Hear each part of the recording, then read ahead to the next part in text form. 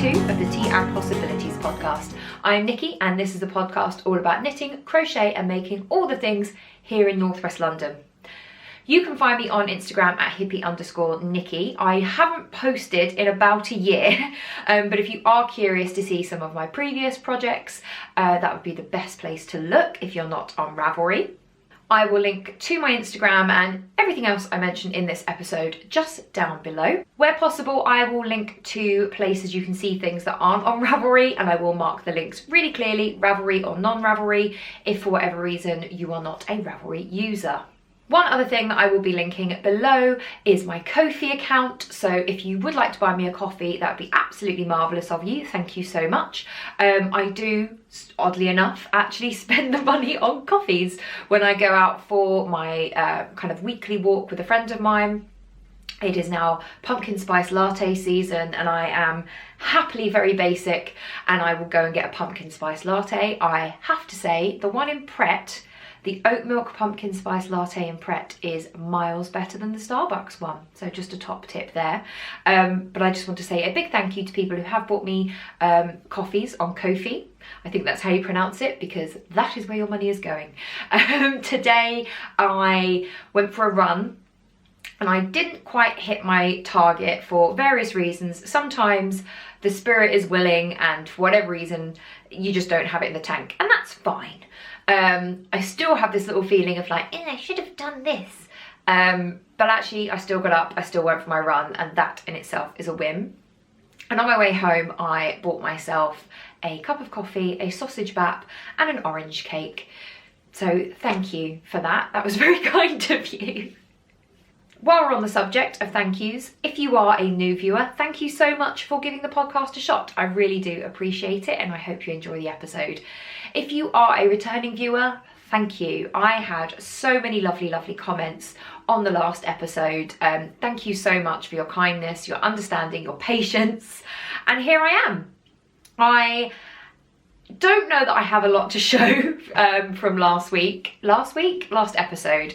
But I had so much fun doing it and getting back into the swing of things that I kind of had this tussle in my brain that I was like, do I do it? Do I not do it? I don't have loads to show. And then I thought, you know what, I just like doing it. So here I am, and hopefully you will enjoy it too.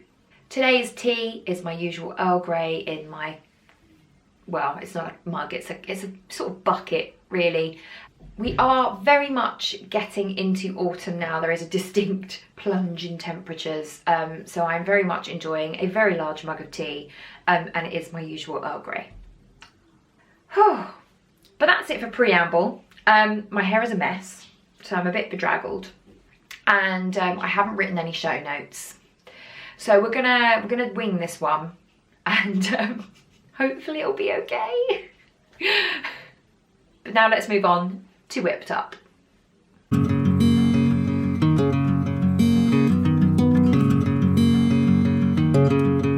As I alluded to in the kind of intro section, I don't have a lot to show you this week.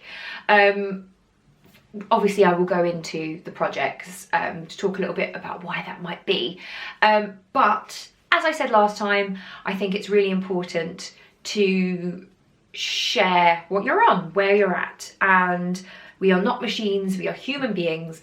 And much as I think, oh, I should cast on loads of different things, so I've got lots of stuff to show on the podcast, I'm actually not that happy having loads of projects just hanging around.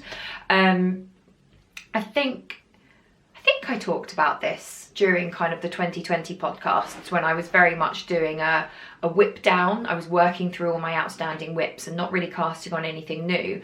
And I really liked that. I liked having very few things on the needles, on the hook. And that's kind of where I'm at still.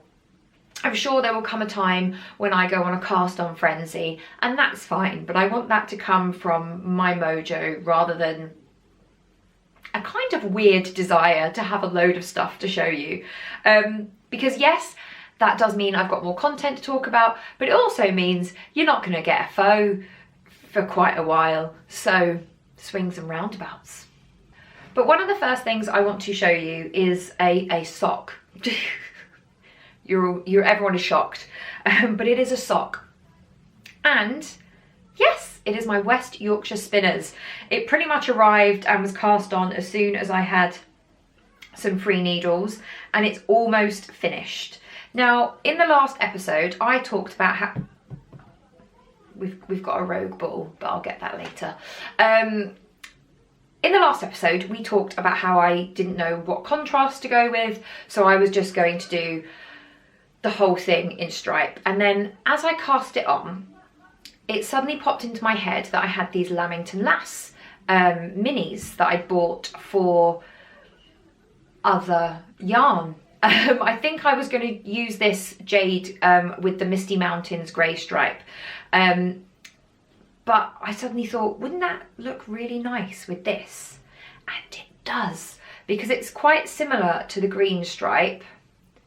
Don't know if you can see that, but it's quite similar to the green stripe here. So it does kind of echo the colours that are in the sock.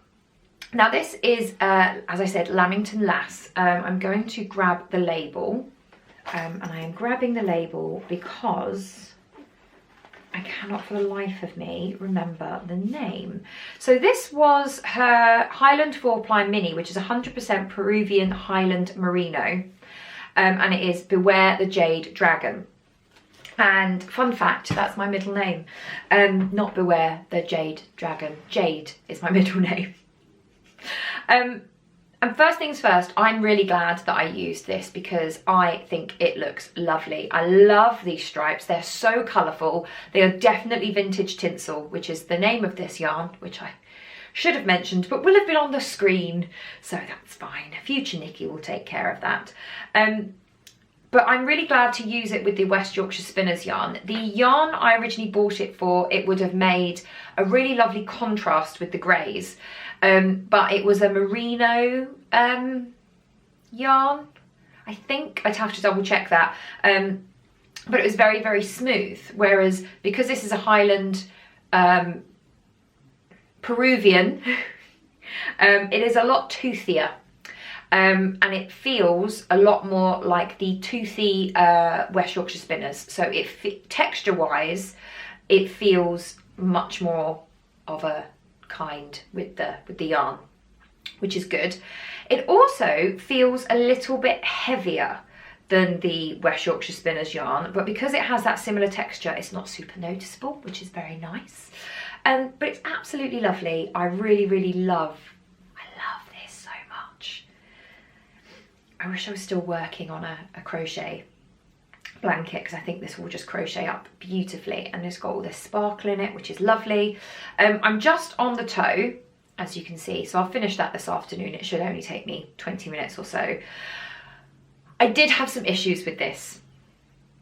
So I should have said at the beginning there, this is based on my recipe that I came up with by working through the videos by the Meanwhile at the Castle ladies, which are excellent for learning to knit socks, and I always recommend them, and it has never let me down. And I miscounted. I don't know where. I don't know if my leg was off by a couple of stitches, but I noticed when I picked up the gusset that I had an odd number of stitches. And I thought that I had decreased down to the appropriate number, which is for me 64. But then when I was doing the toe and I was just counting the stitches, because I always count them just to make sure that I've decreased evenly. And I was like, oh, but if I did that, that means I had 66 stitches. Why did I have 66? So I don't know how that happened. I've just completely miscounted, and the whole sock is about 2 stitches bigger. So well done, Nikki. But I tried it on. It doesn't feel noticeably loose. When you look at it, 2 stitches is about 1/2 centimetre. I say that like I'm any good at estimating these things, but it is actually quite big. But I tried it on, it's absolutely fine. I'm not going to be too much of a fuss pot about it, and I will finish it and cast on the next one. Do I cast on the next one with 66 stitches though? That's the question. No, I will cast it on the proper way, because goodness knows what I did here, but it was an absolute fail. Also, the foot looks so much longer. I usually do 77 rows, and I decided to do 80 for no other reason than that I was like, I could do with a little bit more length. So we'll see. It's an experiment. It's an experiment. Do you know what? When I finish it, I can always try it on, and if it doesn't fit, I'll just unpick it and start again, because such is the beauty of knitting. But yes, if you haven't yet got your hands on it, this is the West Yorkshire Spinners 2021 colourway, and it is beautiful. Look how lovely it is. I really, really like it. When you first think about the colours, you don't necessarily think, oh, those are Christmassy. I don't know, there's something quite Christmassy about it. I love it. I just think it's so pretty. So hopefully that means that next episode there will be a faux, or there will be a tale of woe. It really depends on how well this sock fits when it's finished. It currently, when I pulled it on before I went out earlier, it seemed to fit, but who knows what will happen when it's actually finished. We will find out, and I will report back. Now, unfortunately, and this is why I thought, do I bother podcasting? Because I've only got one more thing to show you, and you've seen it before, because it is my Dreamcatcher cardigan by Sarah Ruan, and it is knit out of Paint Box Yarns, Chunky in the oatmeal colourway, and it is going into timeout because, as I said last time, I was fairly certain I understood the construction, and I did, but it's one of those things that it's only when doing it that you really understand how it works. And I kind of alluded to, I think I said, I think it might be too small, I don't know. And I have finished it. And this is the rectangle, oh gosh, that is the base for the cardigan. And it is just too small. So when I had to put the armholes in, I pinned it all together into the shape that it needed to be. And it sort of came around my waist, sort of the bottom of my rib cage. It was very much more of a shrug than a cardigan. And if you have looked it up, I will link it below. But if you do look it up, you'll see that it's meant to go down over your bum, which is what I was hoping for. And it's just too small. And I need to put it in timeout because, as I've said before, I'm not as good a crocheter as I am a knitter. I struggle to read crochet, whereas I'm a little bit more comfortable doing that with my knitting. So this was going to be my first crochet garment, and I don't want to make any rash decisions about frogging it when I could maybe think of a way to fix it. I have been wondering if I just go round and round and round.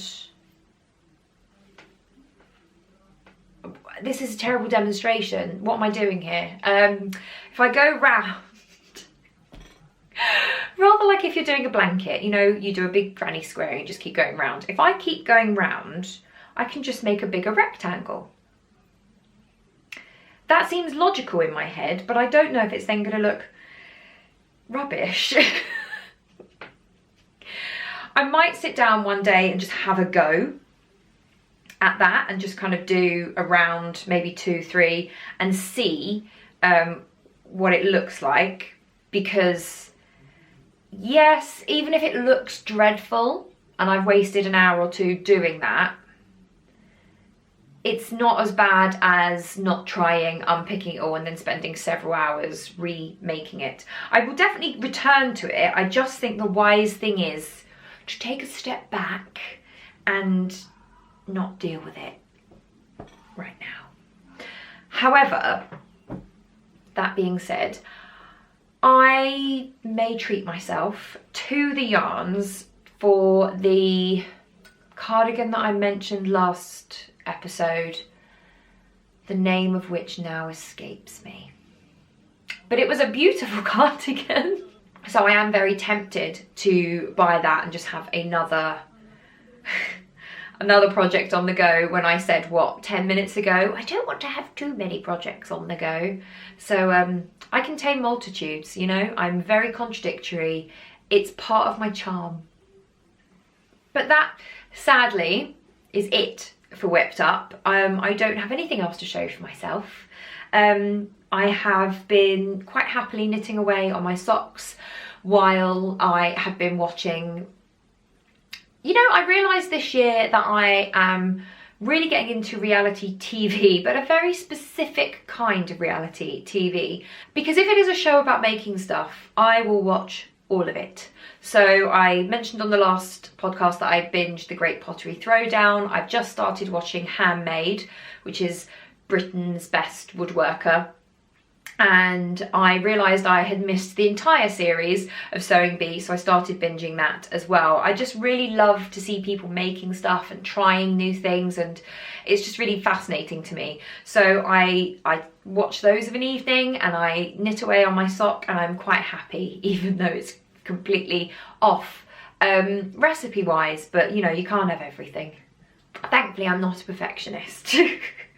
I do draw the line at potentially making a very, very ugly cardigan. And as I say, if I do try that, if I can't figure out a better solution, I will just unpick it and go up a hook size and start again, honestly.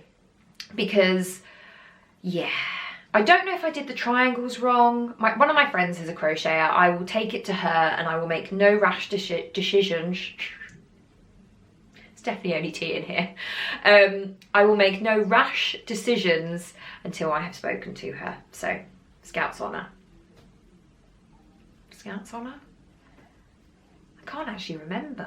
No, that's Spice Girls. Scouts? Spice Girls. That's it for Whipped Up. So it's time for a bit of knit and natter.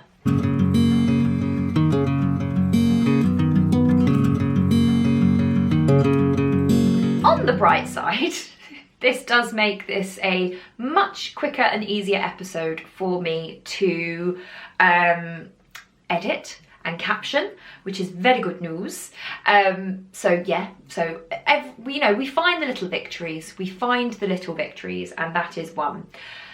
Now, today on Knit and Natter, I was casting around for things I could talk about. I mentioned there in Whipped Up that I've been enjoying some reality TV, but you know, I think I mentioned it in the last episode, so I can't really go on about it again. But what I can go on about is something that made me really, really happy recently. And that is that I sponsored a guide dog puppy. Now, just to give a little bit of history to this, I do have a history of sponsoring animals. When I was about 10, I would have been in year 5, maybe 4, but I think it was 5. I went to the library, and you know how outside in the library there's always like a rack of leaflets, and I was always, you know, it was always one of the things I'd look at before I left or before I went in, and I came across a leaflet for a horse sanctuary called Red Wings, and it said sponsor a horse, and I sponsored a horse. I chose a horse called Pepper, who was absolutely lovely, absolute beauty, and I sponsored Pepper until the day he died, and that was I think it was £6 a month. It was very, very reasonable, and it came out of my pocket money, and every month I would get a special little letter and a photo, and it all went into a little album that they give you, and I absolutely loved it. And I even went and visited the sanctuary. I still donate to them monthly. At Christmas I try to buy my Christmas cards from them. You know, I try to help in any way I can, and I have been thinking about sponsoring a guide dog for a really long time. And it's just such an amazing charity. It's an incredible thing, I think, to do, because, you know, guide dogs really do amazing work, and they make life a lot easier for people who are blind. Now, I went to the Cake and Bake Show, which I think I mentioned in the previous episode. And bizarrely, there were a lot of non-cake stalls there. And one of them was guide dogs. And the guy is, you know, trying to stop people as they go past, and he said, can I talk to you about guide dogs? And I said to my friends, you go on, I'll catch you up. Yes, please talk to me about guide dogs. And basically they said that because they'd lost an entire year of fundraising last year, 2020, yes, they are now going to pretty much any and every show to just try and drum up sponsorship. Which obviously, I mean, it got me in the heart, because I was like, oh God, yeah, of course, you can't do anything. And I said, yes, please, I would love to sponsor a puppy. And they had 2 puppies, not there, sadly, because I'd still be there if they were. but they had like a picture of 2 different puppies, and one was a yellow lab and one was a brown lab, and they were Kevin and Bolt. And he said, which one would you like to sponsor? And I said, oh God, I can't choose. So he said, well, we actually have a mystery puppy, because what we don't want to do is we don't want to put people on the spot if they can't choose. Apparently some people sponsor one and then come back later and go, oh gosh, I feel really bad, can I sponsor the other one? And he said, you know, often, you know, they can be older people who are doing this out of their pension, and what we don't want to do is put them in a poor financial position. So we have a mystery puppy, so you don't have to choose. And the mystery puppy, quite appropriately, was called Pudding. So I said, brilliant, I will have Pudding. So then my little kind of thing came to confirm, and it just put such a smile on my face. There is a calendar of all their different guide dogs, which is in the kitchen ready for the new year, and the fridge magnet of Pudding is on the fridge. But this is Pudding. Look, I've got my Sponsor a Puppy album. This is Pudding. Look at Pudding. Like, I could literally cry. She's so beautiful. She's got such a little face. But this is Pudding. She is a golden retriever, which was news to me because I thought they were all kind of Labradors. Her mum is Kim and her dad is Toby. She loves playing with her toys, being out in the garden, and cosy afternoon naps. And you can go, they've got a special page on the website just for her. There's a special Facebook group, so you can kind of follow and get kind of more content. But I will get monthly content of her because she's adorable. And that's my little Sponsor a Puppy. And it comes with this little album, so I can put all the little pictures up to pup date 6. There are loads of little like facts in here. So this is such a fantastic charity. And this is not, for the record, this is not me saying, please go and sponsor them, please. You know, I'm not trying to drum up business for them at all. If you want to sponsor a puppy, you can see I'm very happy with my little Pudding and getting photos, and it makes me feel really happy to get those. It's like a nice little bit of happy post. But I just thought I'd share that because it really put a smile on my face. I love dogs, I love animals. So yeah, it was a really nice thing to be involved in.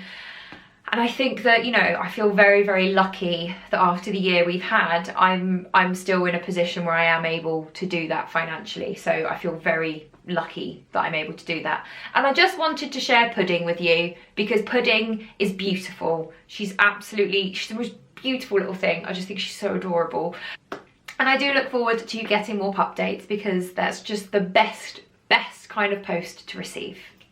So there we go. That was like my real bright spot in the last couple of weeks, which makes it sound like I've had a really dreadful couple of weeks, and I haven't at all. It was just that when this arrived and I spotted the logo on the envelope, I ripped it open and I was so excited to see what she looked like and see who Pudding was. So that made me very, very happy. Coming up, I do have lots of things to look forward to. I'm meeting a friend for an evening of dinner and drinks, which is something I used to do all the time and is now more of an event, really. I'm also seeing some friends that I used to work with for lunch, and I have managed to squeeze in on the very, very last day of Japan at Kew. I haven't been to Kew Gardens in years, and I'm very excited. I'll be going on Halloween, and the day before I will obviously be watching the Halloween special of Strictly and then probably Hocus Pocus. And all of these things feel special because obviously we've had, you know, almost 2 years of real not lockdown, but restriction. Restriction is the word I'm looking for. So these things feel very special and I'm very, very much looking forward to them. I am aware that the situation in the UK is not what it could be. We are not doing as well at all as other countries in Europe. So these are all things that I will be doing, thoroughly masked. I still test before I go and meet people. You know, the alcohol is still getting sprayed everywhere. So I am taking as many precautions as I can while trying to balance it with the fact that we are technically allowed to go out and about and see people. And these are people that I have not seen in months. Some of them I haven't seen since before the pandemic. So I am very, very much looking forward to these things. And I also do have the whole thing of like, oh, should we, I don't know. So it's still a tricky time. And I'm sure I'm not the only one that feels that way, but here we are.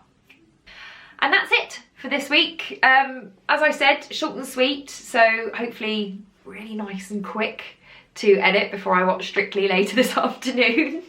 But thank you again for taking the time to join me. Thank you again for your patience. I thoroughly appreciate it. It's so lovely of you because I really did disappear for a while there. So I do appreciate it. And as before, I won't make a promise about when I will be back because I don't want to put that pressure on myself, but I have enjoyed being back. So hopefully it won't be too long. But I will see you when I can for another cup of tea. Take care. Bye.